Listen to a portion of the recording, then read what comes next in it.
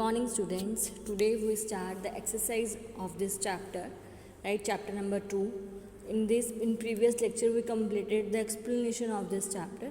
Now we start exercise, right? Firstly we start the definitions of this chapter. First definition is microorganisms. Microorganisms क्या होते हैं उसकी definition देनी है हमने. Those organisms which we cannot see with naked eyes, मतलब अपनी खुली आंखों से जिनको हम नहीं देख सकते. Those organisms which we cannot see with naked eye are called a microorganisms.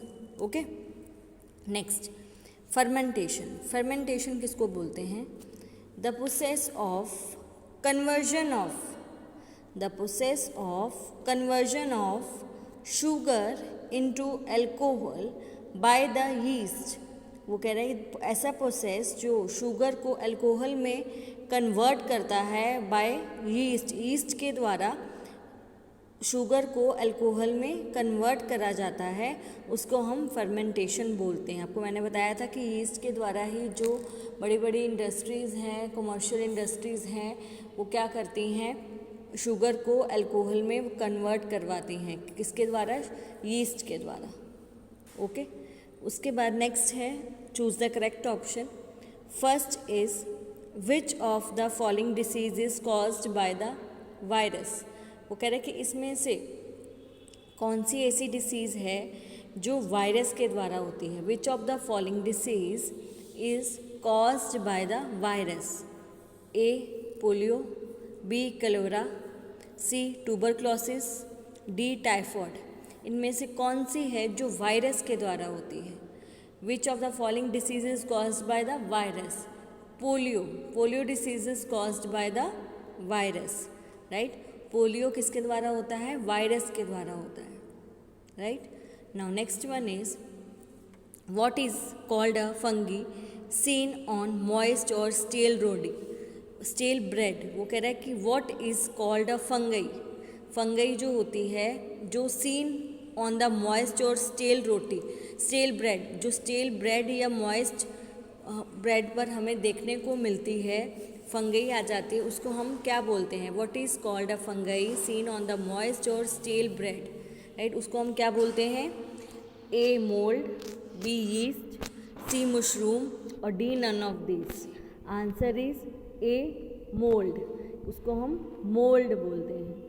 जब भी एक स्टेल ब्रेड या मॉइस्ट ब्रेड पर फंगई हमें दिखती है तो उसको हम क्या बोलते हैं? मोल्ड बोला जाता है. Okay. Now next one is which of the following is algae. इनमें से कौन सा एल्गे है? Which of the following is algae, right. ये ध्यान रखना क्या है एल्गे. ए अमीबा, बी मशरूम, सी पैरामोशियम, सी क्लेमाइडोमोनास. वो कह रहा है कि इनमें से कौन सा एल्गे है. ऑप्शन है अमीबा, बी मशरूम, सी पैरामोशियम और डी है क्लेमाइडोमोनास. तो आंसर आएगा क्लेमाइडोमोनास. मेरा क्या है? एल्गे है. ओके. क्लेमाइडोमोनास मेरा क्या है? एल्गे है, राइट. तो ये मेरा आंसर हो गया. Now next fourth one is which of the following is not a antibiotic. इनमें से जो दिया गया है वो एंटीबायोटिक नहीं है. क्वेश्चन को प्लीज़ ध्यान से पढ़ना, क्योंकि अब नॉट है या नहीं है तो वो ध्यान से पता होना चाहिए ना कि आप गलत आंसर दे दो. इसीलिए which of the following is not an antibiotic, जो एंटीबायोटिक नहीं है. ए ऑप्शंस दिए हैं. A streptomycin, C penicillin, B penicillin, C tetracycline and D aspirin. तो स्ट्रेप्टोमाइसिन और टेट्रेसाइलिन और एस्पिरिन तो एंटीबायोटिक हैं.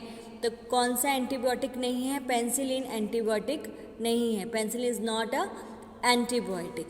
ओके. तो वही हमने बताना है कि एंटीबायोटिक जो नहीं है. Answer is B option penicillin because it is not a antibiotic. Okay. Now, fifth number, who invented the vaccine of smallpox. वो कह रहे जो स्मॉल पॉक्स की जो वैक्सीन है किसने खोजी थी? Who invented the vaccine of small pox. Small pox की जो वैक्सीन है किसने इन्वेंट करी थी? ऑप्शन दिए हैं Alexander Fleming, B Louis Pasteur, D doctor Edward Jenner and D Robert Koch. किसने करी थी? अलेक्जेंडर ने नहीं करी थी, लुइस ने भी नहीं करी थी और रॉबर्ट ने भी नहीं करी थी। आंसर है C option, doctor Edward Jenner ने स्मॉल पॉक्स की वैक्सीन की इन्वेंटेड करी थी, उसने उसकी खोज करी थी, doctor Edward Jenner. Okay, now next one, sixth one is which of the following is responsible for the spread of tuberculosis. Tuberculosis आपको पता होगा, ट्यूबरक्लोसिस किसको बोलते हैं? टीबी जो होता है ना, टीबी की डिसीज़ हो जाती है जिसमें आपको पता हो, जिसको बहुत दिनों से खांसी हो या फीवर आता हो तो उसको हम टीबी का टेस्ट भी करवाते हैं, राइट। तो ये क्या है, कौन रिस्पॉन्सिबल है, किसके द्वारा? क्योंकि ये क्या है, ये एयर के थ्रू हो जाती है, राइट। तो ये क्या है, which of the following is responsible for the spread of tuberculosis? कौन रिस्पॉन्सिबल है? एयर है, क्योंकि हम ब्रीथिंग किस में करते हैं? एयर में करते हैं। तो वहाँ पे क्या हो, जब हम ब्रीथिंग करते हैं तो वो एयर के थ्रू हमारी बॉडी के किसी की बॉडी के जर्म्स हमारी बॉडी में भी जा सकते हैं, जिसके कारण ट्यूबरक्लोसिस हमें हो सकता है। तो कौन रिस्पॉन्सिबल होता है? Which of the following is responsible for the spread of tuberculosis? Air is responsible for the spread of tuberculosis. Okay, now next one is by whom is the disease cholera spread? वो कह रहा है कि किसके द्वारा वह क्लोरा spread होता है, किसके द्वारा? Air, water, none of this या मॉस्किटो? किसके द्वारा क्लोरा होता है? तो क्लोरा जो है वो किसके द्वारा स्प्रेड होता है? वाटर के द्वारा, राइट। क्लोरा जो है वो किसके द्वारा स्प्रेड होता है? वाटर के द्वारा। ओके, फिर eighth one is which of the following is not a protozoan? वो कह रहा है कि इसमें से जो क्या है, प्रोटोजोन नहीं है। Which of the following is not a protozoan? तो क्या है, अमीबा, पैरामोशियम, प्लाज्मोडियम या पेंसिलियम? वो कह रहा है कि जो नहीं है प्रोटोजोन, तो वो penicillium is not a protozoan. Okay, amoeba भी है, पैरामोशियम भी है, प्लाज्मोडियम भी है, तो पेंसिलियम नहीं है। Okay, answer is penicillium. Now next one is yeast is used in the production of A sugar, B alcohol, C hydrochloric acid, D oxygen. वो कह रहे हैं जो ईस्ट है वो यूज़ करा जाता है, is use in the production of sugar की प्रोडक्शन में, या अल्कोहल की, या हाइड्रोक्लोरिक एसिड की, या ऑक्सीजन की। जो ईस्ट है वो अल्कोहल की प्रोडक्शन में यूज करते हैं। Answer is B, alcohol, right. Now next, the following is an antibiotic. जो कह रहा है कि इनमें से कौन एंटीबायोटिक अब है? सोडियम बाइसरबोनेट, अल्कोहल, स्ट्रेप्टोमाइसिन या ईस्ट? ये तो आपको पता ही है कि इसमें कौन सा एंटीबायोटिक है। Streptomycin is a antibiotic, right. Streptomycin is a antibiotic. Okay, now next one 11, carrier of malaria causing protozoan is dash.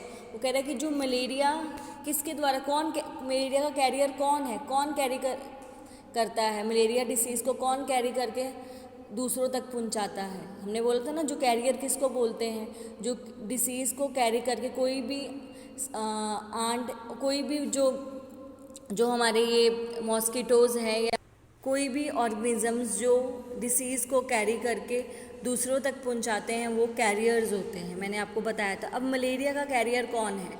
Option है female Anopheles mosquito, cockroach, house fly या बटरफ्लाई। तो क्या आएगा? Female Anopheles mosquito. जो Anopheles mosquito है वो क्या है? मलेरिया का कैरियर है, उसके कारण मलेरिया होता है। Okay, now 12th, the most common carrier of communicate diseases. Most common carrier कौन है कम्युनिकेबल डिसीज़ का? कम्युनिकेबल डिसीज़ तो आपको पता है ना, कम्युनिकेबल और नॉन कम्युनिकेबल मैंने बताए थे, राइट। तो कम्युनिकेबल डिसीज़ का मोस्ट कॉमन कैरियर कौन सा है? Ant, housefly, dragonfly या स्पाइडर? जो हाउस फ्लाई है वो मोस्ट कम्युनिकेबल डिसीज़ का कैरियर है। Okay, now next one is The bread or idli dough rises because of heat, grinding, growth of yeast cell या kneading. किसके द्वारा जो डो है वो राइज हो जाता है, ब्रेड और इडली का फूल जाता है, किसके द्वारा? Because growth of yeast cell की ग्रोथ होती है जिसके कारण उसका जो डो है वो राइजेज हो जाता है, growth of east sales. Okay, now next one, the process of conversion of sugar into alcohol is called. उस प्रोसेस को हम क्या बोलते हैं जो शुगर को अल्कोहल में कन्वर्ट करता है? ऑप्शंस हैं नाइट्रोजन फिक्सेशन, फर्मेंटेशन, मोल्डिंग या इन्फेक्शन फीमेल. तो उसको जो शुगर को अल्कोहल में कन्वर्ट करता है उस प्रोसेस को हम क्या बोलते हैं? फर्मेंटेशन बोला जाता है. क्लियर? यहाँ पे मेरे एमसीक्यूज और फिलिंग और डेफिनेशंस फिनिश्ड हो गए हैं. नेक्स्ट हम नेक्स्ट वीडियो में शुरू करेंगे. ओके.